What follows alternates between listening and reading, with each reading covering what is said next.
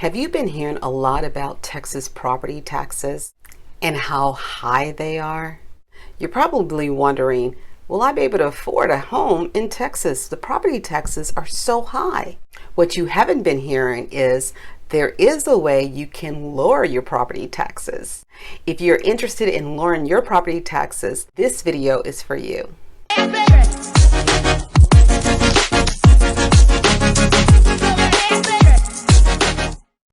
Hi, I'm Angela Lindsay, a licensed realtor right here in the Dallas-Fort Worth Metroplex, and I'm enjoying helping families like yours find a place that they can call home. I also enjoy showing them the city and informing them about things that they may not know or be aware of. So in this video, we're going to talk about some ways that you can lower your property taxes. Now, the way to do that is by filing homestead exemption. You may have heard of this before, but I'm going to share 3 things that you must know or do in order to take advantage of the homestead exemption. So let's get started. What is homestead exemptions? Well, it's actually just a tax break for homeowners in Texas. Okay, so you generally have to own the home, the land, and you have to use it for your principal resident. And so on January the 1st of each tax year, if you own that property, you could file for homestead exemption. It's the easiest way to lower your property tax bills. Now, the first thing is to understand the qualifications. Who qualifies for homestead exemptions? Does everybody? No. The person must be an individual, so you can't be an entity. You can't be a corporation or a company that owns the property, and you have to use it as your own principal resident. You have to be living in the property. So I get a lot of questions from investors. They want to know, well, hey, I'm an investor. I only have one property, and I stay with my sister or family, but this one I'm renting out. And I say to you, if you're not living in that property, you cannot use this property as homestead exemption. You must be living in the property. You must be using it as your primary residence. Now, what about, I hear a lot of people say, well, you know what, I'm in an apartment and I want to do homestead exemption. Well, it's not for apartment living. It has to be a single structure. But it also includes condominiums. So if you own a condominium, you can claim homestead exemptions. And then also I hear a lot of questions about, well, what about manufactured homes? I have a manufactured home and it sits on a land, but the land doesn't belong to me. I'm leasing, but I don't own it. Can I file for homestead exemption? The answer is absolutely yes, you can. You can, as long as you're living there, you can file for homestead exemption. And another thing is that some people may have a home that sits on 15 acres of land, and they want to know, hey, my gosh, I have all these acres. What can I do? Can I file, or do I just have to file portions of it? Well, the answer is yes, you can file. You can file up to 20 acres of land, no matter how big or small your house is. But the land has to be owned by you, and it has to be used for the purpose related to the residential use of homestead. Now, the second thing is understanding what the available homestead exemptions include. Now, the most popular, well, I won't say the popular, but the most common of homesteads exemptions is the school taxes. If you're living in a school district where you're paying taxes to the school district, then the homeowners will be able to receive $25,000 homestead exemption for the school taxes. And that's pretty good. So if you bought a home, let's say you bought a home last year and it cost you $450,000, and January 1st, you own that property. Now what the appraisal district will do is they will send out an appraiser maybe once every 3 years to appraise the value of your home. Now let's just say the property came back valued at $500,000. You would be responsible for paying taxes on $500,000 had you not submitted your application and got approved for homestead exemption. If you were approved for it, the school district will give you $25,000 towards the $500,000 value.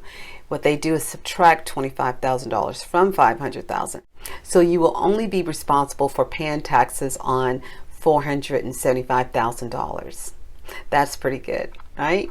Do you have to file again every year? No, you don't.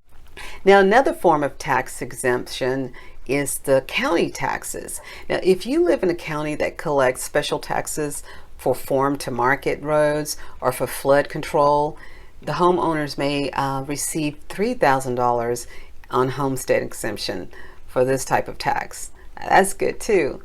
Also, they have age and disability exemptions. Now, individuals that are 65 years old or older or disabled as defined by the law may qualify for $10,000 homestead exemptions. Now, this is in addition to school taxes. So that's like $35,000 exemption available to all those homeowners that are, over 65 or disabled. That's pretty good.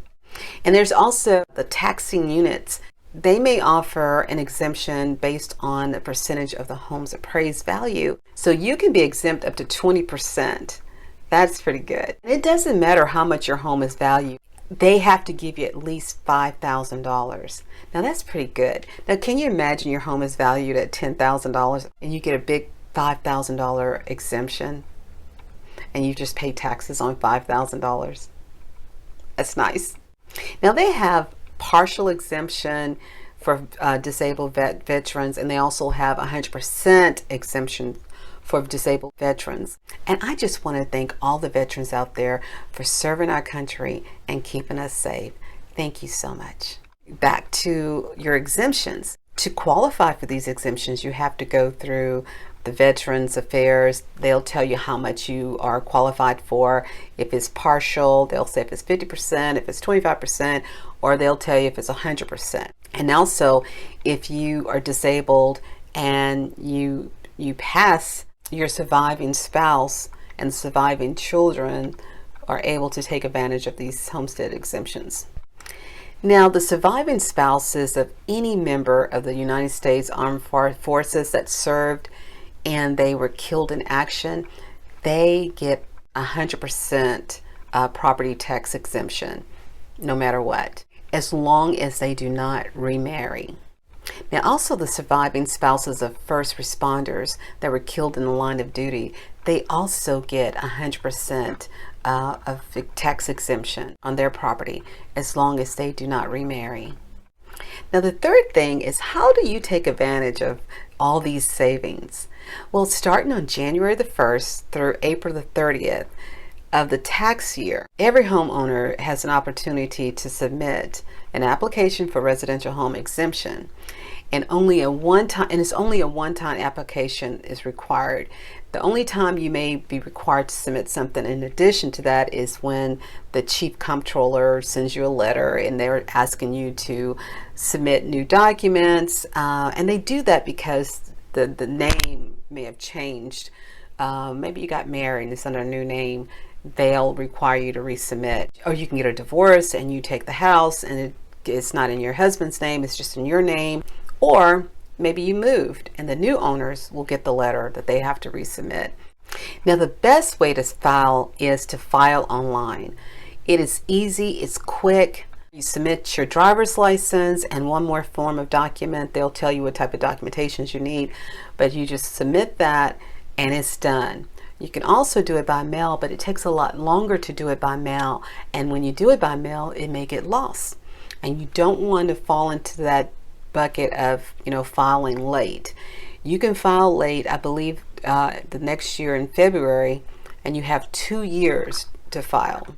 Now, if you don't hear back from the appraisal district about your application or the confirmation of your submission, please contact them immediately. And that's it, guys. That's just about everything you need to know.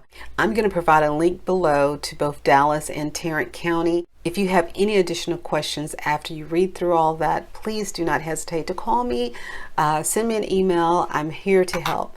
Have a great day.